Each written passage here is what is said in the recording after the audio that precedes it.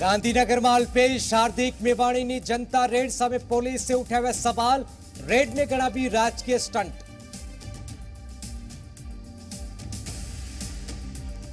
રાજકોટના થોરાળામાં દેશી દારૂના અડ્ડા પર પોલીસના દરોડા। અમદાવાદમાં દેશી દારૂની ઝેરી અસરની ઘટના બાદ પોલીસ હરકતમાં।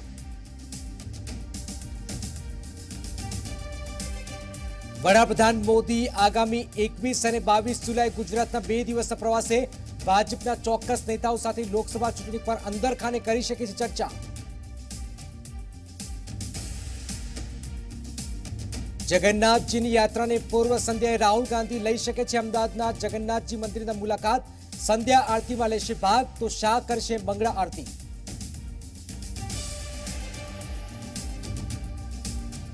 ભારે વરસાદની આગાહીનો ફિયાસ્કો। ગુજરાતમાં કોઈ સ્થળે ઝાપટા સિવાય ખાસ વરસાદ નહીં, માત્ર રાધનપુરમાં છાંટા।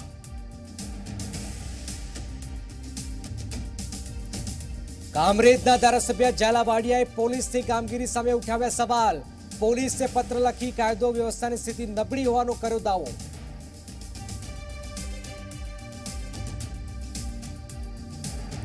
રાજકોટની ગોંડલ ચોકડી પાસે બનશે 88 કરોડના ખર્ચે 6 લેન બ્રિજ। કેન્દ્રની મંજૂરી, હશે ગુજરાતનો સૌપ્રથમ 6 લેન એલિવેટેડ બ્રિજ।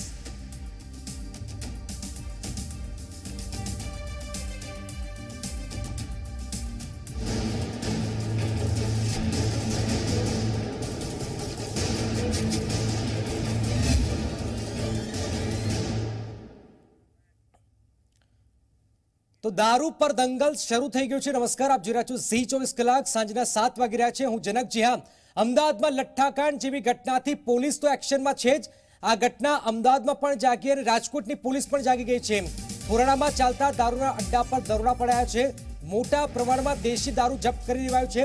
અત્યાર સુધી શું કરતી હતી રાજકોટ પોલીસ? અનેક સવાલો ઉભા થઈ રહ્યા છે। શું લોકોના વિરોધની આશંકાના પગલે પોલીસે દરોડા પાડ્યા? દારૂના અન્ય અડ્ડા પર દરોડા ક્યારે પાડશે પોલીસ?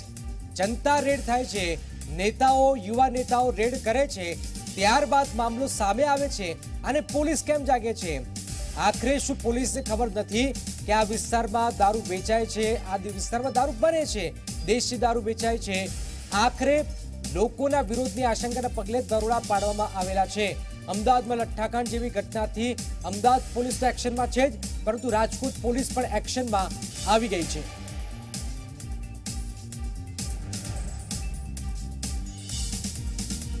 રાજકોટ પોલીસ જાગી છે અને ઠેર ઠેર જે દેશી દારૂ બનાવવામાં આવે છે ત્યાં દરોડા પાડવામાં આવ્યા છે, જેમાંથી દેશી દારૂના જથ્થાને નાશ કરવામાં આવ્યો છે। રાજકોટના થોરાળામાં પોલીસે દરોડા પાડ્યા છે, જેમાં હજારો લીટર દેશીનો દારૂનો નાશ કરાયો છે। ઘટના અમદાવાદમાં બની, રાજકોટ પોલીસ સતર્ક થઈ ગઈ છે। સત્યમ જોડે સત્યમ, શું વિગતો? સમગ્ર વાલી મોટા પ્રમાણમાં દેશી દારૂ જપ્ત કરાયો છે।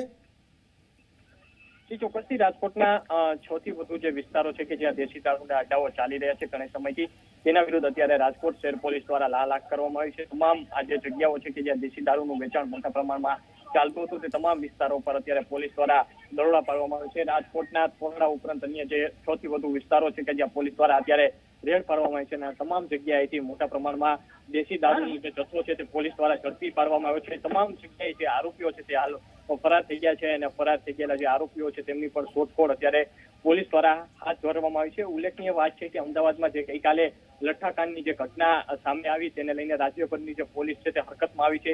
રાજકોટ શહેર પોલીસ કમિશનર દ્વારા પણ રાજકોટના જે તમામ જે પોલીસ મથકોના જે પીઆઈ તેમજ ડીસીપી, એસીપી કક્ષાના જે અધિકારીઓ છે તેમને આ પ્રમાણે જે ગેરકાયદેસર રીતે જે ચાલતા દેશી દારૂના અડ્ડા પર રેડ પાડવામાં આવે તે પ્રકારની સૂચના આપવામાં આવી હતી, જેને લઈને આજે તમામ જે વિસ્તારો છે કે જ્યાં રાજકોટમાં મોટા પ્રમાણમાં આજે દેશી દારૂનું વેચાણ થતું હોય તે તમામ વિસ્તારો પર અત્યારે પોલીસ દ્વારા રેડ પાડવામાં આવી છે। જી બિલકુલ બિલકુલ, આભાર સત્યમ। તો આપ જોઈ શકો છો, એક તરફ ગંદકી, બીજી તરફ આ પ્રકારના દેશી દારૂ વેચાણ કરાવતું તો માણસ આ પીને પછી બીમાર જ થાય અથવા મોતને ભેટે। આ એ પ્રમાણેનું પીણું છે। અસહ્ય ગંદકી અને આ ગંદકીમાં દારૂ બનતું હોય છે। અમદાવાદમાં બનેલા લઠ્ઠાકાંડની સમગ્ર રાજ્યમાં અસર છે। પોલીસ હરકતમાં આવી ગઈ છે। રાજકોટના થોરાળામાં ચાલતા દેશી દારૂના અડ્ડાઓ પર દરોડા પડાયા છે। પોલીસે મોટા પ્રમાણમાં દેશી દારૂ ઝડપી પાડ્યા છે। સ્પેસિફિક કામગીરી નથી. અમે દરરોજની કોબલિયાપરા અને જે વિસ્તારમાં થતું હોય ત્યાં અમારા ઉપલા અધિકારીના માર્ગદર્શન હેઠળ અમે સક્સેસફુલ રેડ કરીએ છીએ. કેટલા પ્રમાણમાં સર દારૂ આ વિસ્તારમાંથી અત્યારે ઝડપવામાં આવ્યો છે? એટલે 60 થી 70 આથાના ડબ્બા હશે. આમ તો આ અમારા પોલીસની રોજની કામગીરી છે. થોરાડા પોલીસ ડેઇલી જે કુબલિયાપરાના આ વિસ્તાર છે ત્યાં આગળ જે આ પ્રકારની બદી છે એને નાબૂદ કરવા માટે ડેઇલી અમે આ કામગીરી કરે છે. અને આજે પણ આ મીડિયાના મિત્રો સાથે પણ અમે આ થોરાડા પીઆઈના નેતૃત્વ હેઠળ જે કામગીરી થઈ હતી એમાં જે દેશી દારૂનું જે બનાવે છે તેનું સીધું એનું ત્યાં નિકાલ કરી ત્યાં જ તોડફોડ કરીએ છીએ અને જે કાંઈ કાયદેસરની કાર્યવાહી છે પૂર્ણ કરી. ગાંધીનગરના આદિવાડા વિસ્તારમાં જનતા રેડ કરવા ગયેલા અલ્પેશ ઠાકોર અને હાર્દિક પટેલની ગાડીને ટ્રાફિક પોલીસે અટકાવી હતી.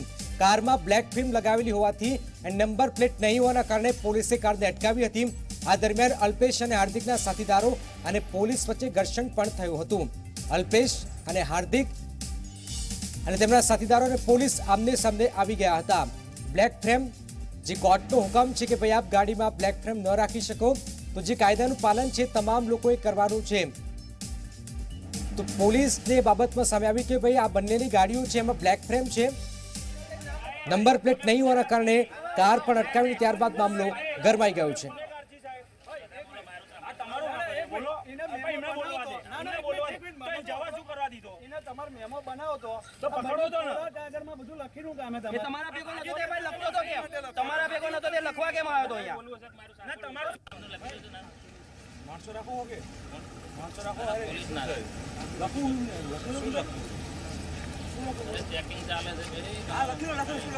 પોલીસ પોતાનું કામ કરતી હોય છે. જે કોર્ટે પણ કહ્યું છે કે આ બ્લેક ફ્રેમ ન રાખી શકો, પોલીસે અટકાવ્યા તો મામલો ગરમાઈ ગયો. આપ જોઈ શકો છો દ્રશ્યોમાં પોલીસ સામે આ બંનેના સાથીદારો બોલાચાલી પર ઉતરી ગયા હતા. અલ્પેશ ઠાકોરની કાર પોલીસ અટકાવી હતી. જે નિયમ છે આપને પણ જણાવી દો કે કોર્ટે બ્લેક ફ્રેમ નંબર પ્લેટ જે નીતિ નિયમ બનાવ્યા છે એ પ્રમાણેની હોવી જોઈએ. આ ગાડીમાં આ પ્રકારની બાબત નહોતી એટલે માટે પોલીસે અટકાવે છે. જનતા રેડ થાય છે અને અમને હેલ્મેટના કાયદા એ દાડે શીખવાડવાના એવું. અરે પણ આપણે શું ગુનેગાર છે સાહેબ? તમારે શું લખવું? કયા ગુનેગાર છે? કયા ગુનામાં ગાડીઓ કેમ અટકાવો? કયા ગુનામાં પકડો? એ નહીં અમારી ગાડી કેમ ગાડી અટકે? કયા ગુનામાં પકડ્યા?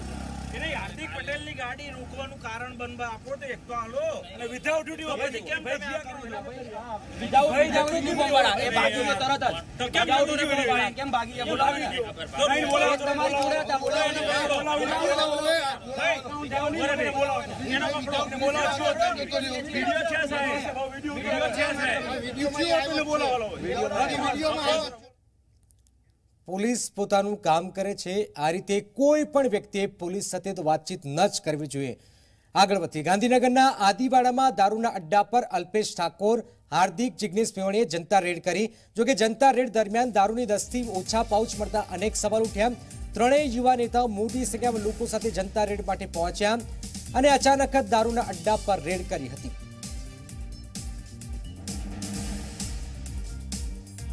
એટલા એક ભાઈ હતો લાયો, તે અડધી મેલીને અડધી લઈને હેડ્યું.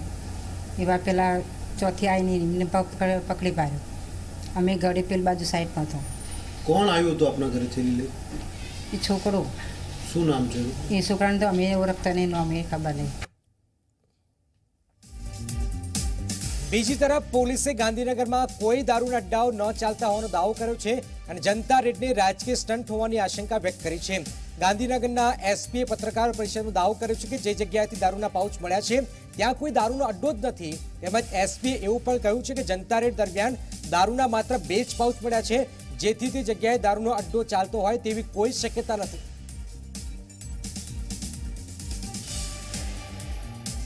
જે ઘરની એ લોકો વાત કરતા હતા એનો પૂરો સર્ચ કરવામાં આવ્યો, સંપૂર્ણ રીતે એની સર્ચ કરવામાં આવી અને ખરેખર ઘરમાંથી દારૂ ગાળવાનું યા બનાવવાનું કોઈ પણ પ્રકારનો જે છે એકની સામાન મળ્યો નથી.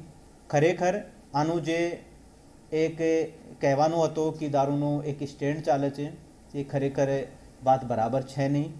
ફક્ત દારૂના 2 પાઉચ જે 400 ml થી જે છે એકની એનું વજન જે છે 400 ml થી ઓછો છે, તો એના માટે જે છે એક આ ચીજને ઘણી વધારે જે છે એક પબ્લિસિટી આપવા માટેનું એક પૂરો એક આનું પહેલાંથી જે છે પ્રી પ્લાનિંગ હોય એવું લાગે છે. અત્યારે પણ જે છે મહિલાનું એ કહેવું છે કે એ જે 2 પાઉચ જે મળ્યા છે એ હું યદી વેચું તો પાઉચમાં જે છે મારા ઘરમાં નહીં રાખું અને મારા ઘરમાં અન્ય જે છે સામાન મળે, તો પાઉચ જે લાવવામાં આવે છે બીજા છોકરા દ્વારા જે છે લાવવામાં આવે છે. અમદાવાદના સોલા લઠ્ઠાકાંડ મામલે હાર્દિક, અલ્પેશ, જિગ્નેશ અમદાવાદ સિવિલ હોસ્પિટલ પીડિતોને મળ્યા. આ મામલે હાર્દિક, અલ્પેશ અને જિગ્નેશ મેવાણી 10 જુલાઈ રોજ રાજ્યપાલને પણ મળી દારૂબંધી અંગે ચર્ચા કરશે. અલ્પેશ ઠાકોરના જણાવ્યા પ્રમાણે ગુજરાતમાં લાખો પરિવારો વ્યસનને લીધે બરબાદ થઈ રહ્યા છે અને કાયદાઓ બન્યા છતાં કોઈ પગલાં લેવામાં આવ્યા નથી. અસામાજિક તત્વોને દૂર કરો, ગૃહમંત્રીને સલામ કરીશું. ત્યારે જ આ મામલે હાર્દિક પટેલે કહ્યું છે કે ગુજરાતની પરિસ્થિતિ પંજાબ જેવી થઈ રહી છે. ગુજરાતમાં દારૂબંધી છતાં કોઈ અમલ કરવામાં નથી આવી રહ્યો.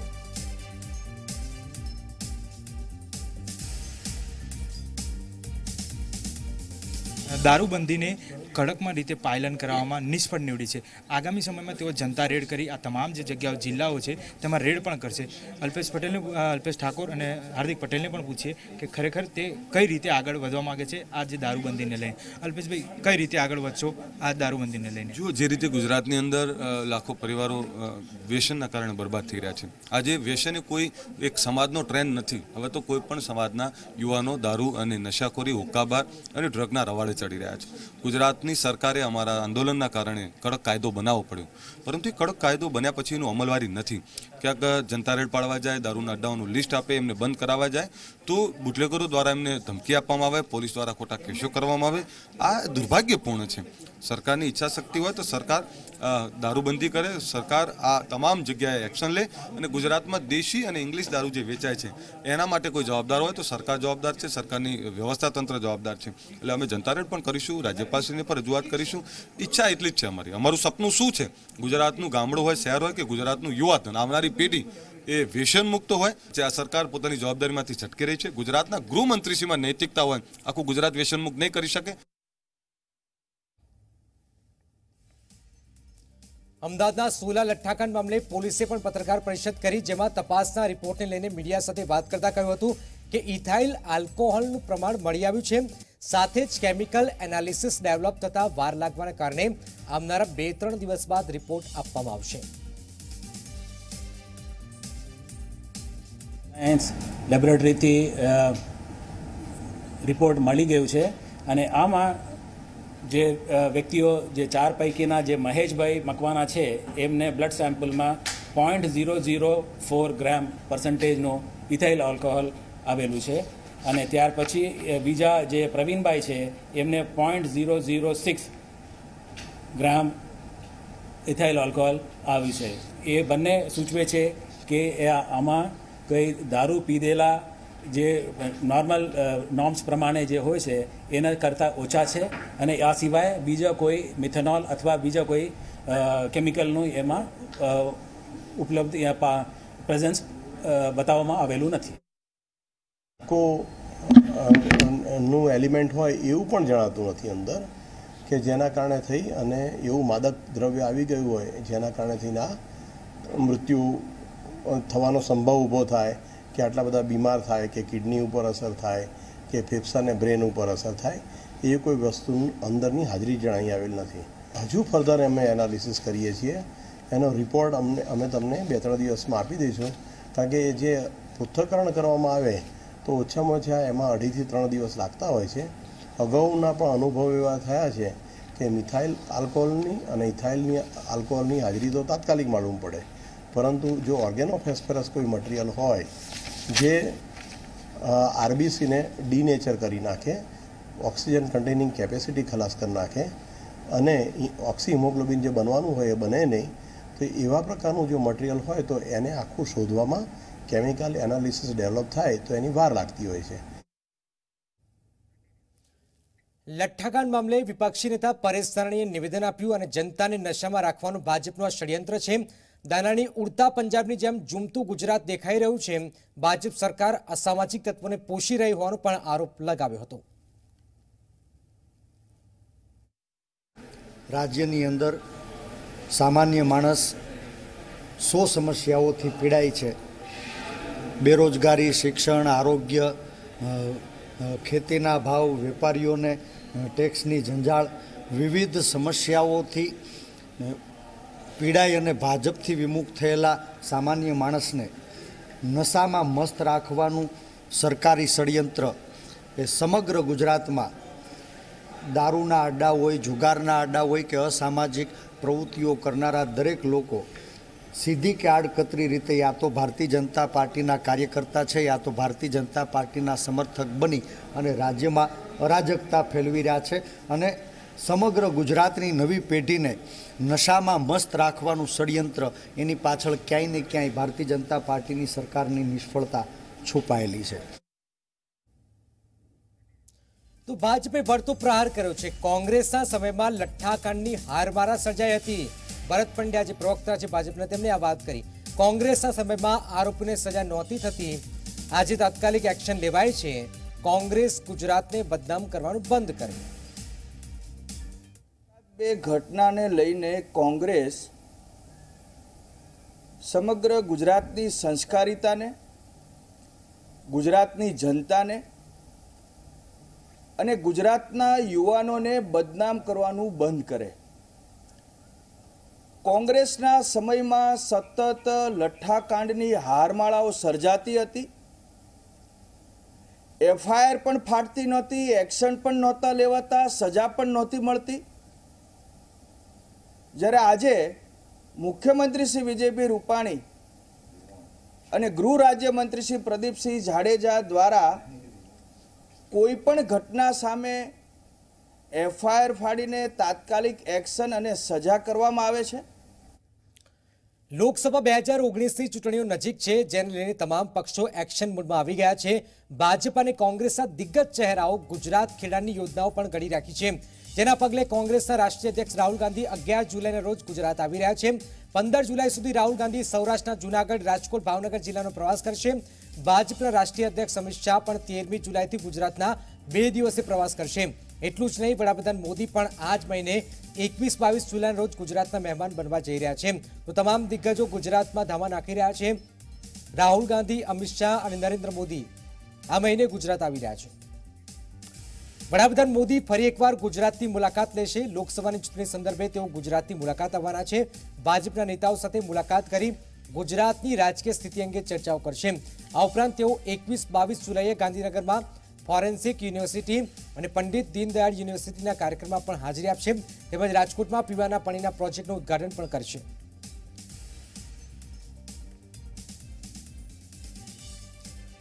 તો રથયાત્રાને લઈને ભાજપના રાષ્ટ્રીય અધ્યક્ષ અમિત શાહ 13મીથી 2 દિવસે ગુજરાતની મુલાકાત આવશે. રથયાત્રાને લઈને અમિત શાહ ગુજરાત આવશે અને રથયાત્રાની મંગલા આરતી પણ કરશે. ત્યારબાદ કર્ણાવતી યુનિવર્સિટી ખાતે યુથ પાર્લામેન્ટનું ઉદ્ઘાટન કરશે. આ ઉદ્ઘાટન કાર્યક્રમમાં મુખ્યમંત્રી, પ્રદેશ પ્રમુખ, ગૃહ રાજ્યમંત્રી પણ હાજર રહેશે. સુરતના કામરેજ બેઠકના ધારાસભ્ય વીડી ઝાલાવાડિયાએ પોલીસની કામગીરી પર સવાલો ઉઠાવ્યા છે અને કાયદો વ્યવસ્થાની સ્થિતિ નબળી પડ્યાનો દાવો કર્યો છે. સાથે સીપી અને ડીએસપીને પત્ર પણ લખ્યો છે અને પોલીસ પેટ્રોલિંગ સામે સવાલો ઉઠાવ્યા છે. આ ઉપરાંત વીડી ઝાલાવાડિયાએ પોલીસની ગાડીમાં જીપીએસ સિસ્ટમ ચકાસવાની પણ માગણી કરેલી છે.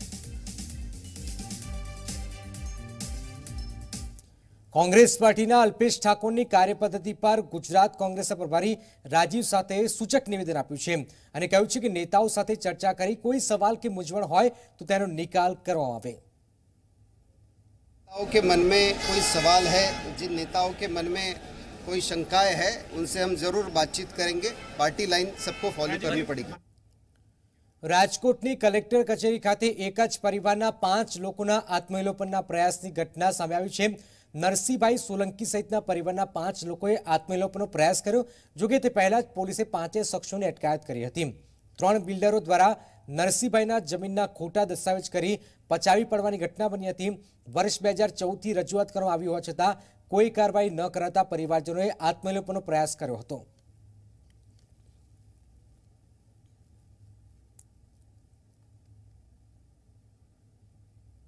લીલાઓ ચાલી રહી છે.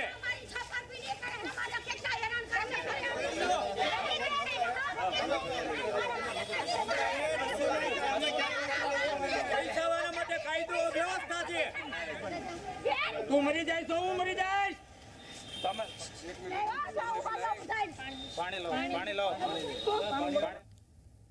એક પરિવારની વેદના તાત્કાલિક સાંભળવી જોઈએ. આગળ વધી ભાવનગરના પાલીતાણામાં સુરેશભાઈ બારુ નામના દલિત યુવકે કલેક્ટર કચેરી બહાર પોલીસની હાજરી બાદ આત્મવિલોપનનો પ્રયાસ કરતા પોલીસે અટકાયત કરી હતી. યુવકે પોતાના ઘરની બહાર સરકારી જમીન પર ગેરકાયદેસર કરાયેલું દબાણ દૂર ન કરતા જ આ પગલું ભર્યું હતું. યુવકની આત્મવિલોપનની ચીમકીને પગલે ભાવનગર કલેક્ટર કચેરીએ ફાયર 108 એમ્બ્યુલન્સ તેમજ ફાયર વિભાગને એલર્ટ કરાયા હતા.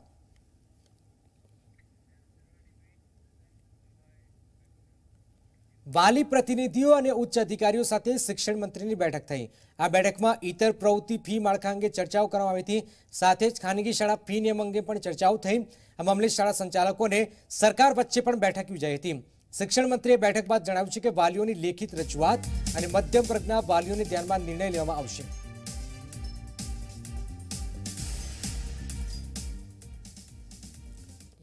પક્ષે અમને મળેલી રજૂઆતની ચર્ચા અમે કરીશું અને એના આધારે 11મી તારીખે કોર્ટમાં કેસ ચાલશે. મને રજૂઆત મળી છે અને મેં આજે જ એ પુરવઠો તાત્કાલિક મળે એટલા માટે મારા વિભાગ અને પુરવઠા વિભાગ બંનેને સૂચના આપી છે. એટલે એકાદ દિવસમાં જ આ ફરિયાદનું નિવારણ આવી જશે. કેન્દ્ર સરકાર રાજ્યને વધુ એક ભેટ સોગાદ આપવા જઈ રહી છે. રાજ્યમાં પહેલું એલિવેટેડ બ્રિજ બનશે, જેનાથી હળવી થશે ટ્રાફિકની સમસ્યા. શું છે કેન્દ્ર સરકારની આ ભેટ, આવો જાણીએ.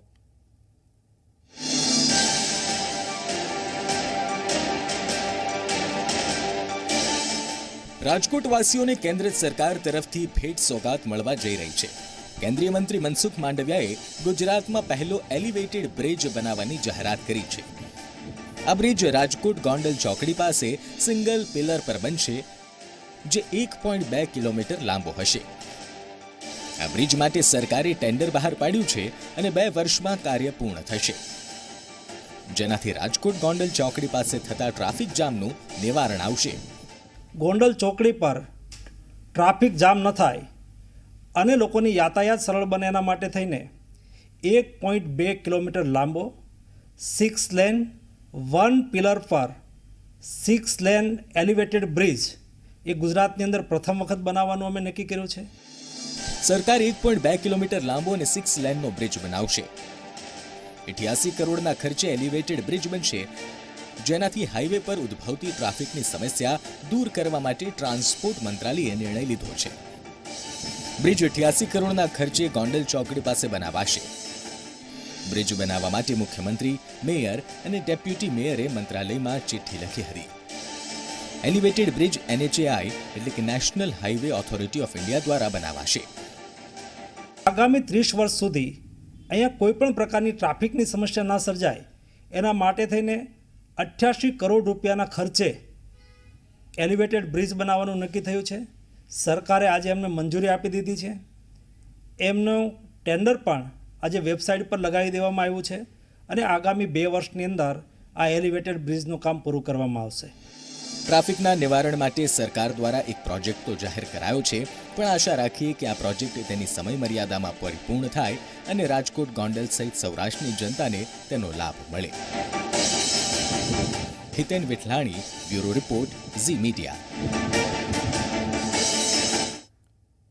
મુંબઈમાં જીઓ ફોનને લઈને આજે રિલાયન્સના CMD મુકેશ અંબાણીએ સૌથી મોટી જાહેરાત કરી છે. જીઓ ફોન મોન્સૂન હંગામા ઓફર લોન્ચ કરાઈ છે, જેમાં 1500ના ફોનમાં ફેસબુક, વોટ્સએપ, યુટ્યુબ પણ ફ્રી મળશે. 501 રૂપિયામાં ફીચર ફોન જીઓ સાથે બદલી શકાશે. આ ઉપરાંત જીઓ ગીગા ટીવી પણ લોન્ચ કર્યું છે. 1 વર્ષમાં RILના ગ્રાહકો બમણા છે, ત્યારે જીઓ ફોન 2 પણ લોન્ચ કરાયું છે. જીઓ ભારતનું સૌથી ઝડપી નેટવર્ક બન્યું છે, જેમાં દર મહિને 240 કરોડ ડેટા યુઝ થાય છે. હાલમાં જીઓ પાસે કુલ 22 કરોડ ગ્રાહકો છે. Your company has already invested over 250,000 crores for creating state-of-the-art digital infrastructure to provide mobile and broadband connectivity across the country with the largest fiber footprint.